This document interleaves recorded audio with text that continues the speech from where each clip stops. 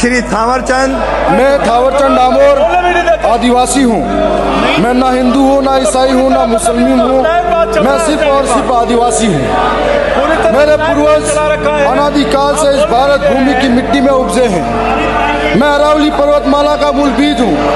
मैं बाहर से आया हुआ स्टेपिश डीएनए नहीं हूँ कि जब वोट चाहिए तो हिंदू, जब वोट चाहिए तब आदिवासी हिंदू, जब मंदिरों के अंदर से दलित तो आदिवासी को बाहर निकाला जाता है नीची जाति का समझकर, तब कोई नहीं। जब झालावाड़ के अंदर घटना होती है तो 10 लाख का मुआवजा, तब आदिवासी हिंदू नहीं। जब शंकर मेघवाल की हत्या होती है, जब जो दलितों के साथ अन्याय अत्याचार होता है, तब हिंदू नहीं। जब भील आदिवासी और गौंड आदिवासी दोनों ही इन वर्ण व्यवस्था में नहीं आते हैं, वर्ण व्यवस्थाओं से बाहर है। इतिहास गवाह है कि भील आदिवासी राजपूतों से पहले धरती पर शासन करते थे। जब हमारे पूर्वज राजा थे, हम किसी भी वर्ण व्यवस्था में शामिल नहीं थे।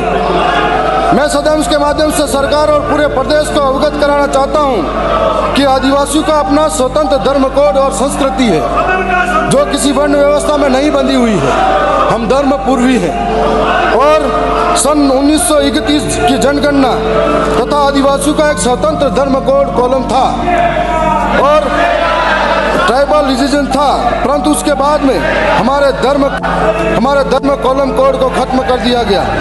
यही सबसे बड़ी ऐतिहासिक गलती रही कि हमारे धर्म कॉलम नहीं रहा तो जो आदिवासी जिनके अंदर शिक्षा की कमी थी या जो आर्थिक रूप से तंगी में थे, धीरे धीरे जब धर्म कोड खत्म कर दिया गया तो इस किधर भी शामिल होते गए।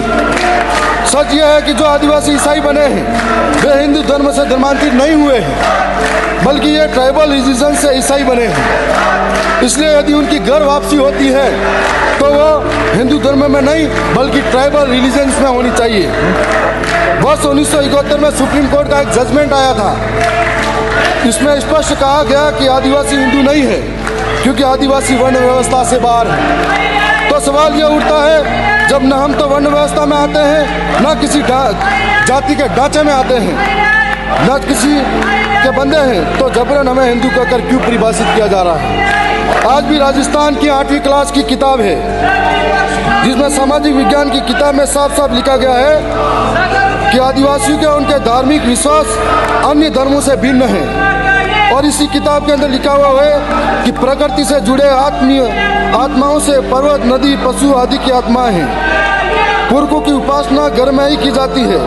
आदिवासी अपने आसपास के बौद्ध और ईसाई आदि धर्मों व शाक्त, वैष्णव आदि पंथों में विभाजित हुए। ये भी कहना चाहूँगा, मेरा स्पष्ट कहना यही है, यदि सरकार धर्मांतरण रोकना चाहती है तो सबसे पहले आदिवासियों को उनका छीना हुआ धर्म कॉलम कोड मिलना चाहिए। चुप हमारे यहाँ हमारे ट्राइबल रिलीजन का स्वतंत्र धर्म कॉलम कोड वापस चाहिए। मैं ये कहना चाहूँगा कि सरकारें धर्म कॉलम कोड लाने से पहले जनगणना कॉलम हमारा आदिवासी का सेपरेट दे। जो आदिवासी ईसाई में गए, जो आदिवासी मुस्लिम में गए, जो आदिवासी सिख में गए, उन्हें पुनः लाया जाए और उनको यदि वो ईसाई में जाते हैं तो उनका धर्मांतरण हो रहा है, यदि वो हिंदू में जाते हैं तब भी उनका धर्मांतरण हो रहा है।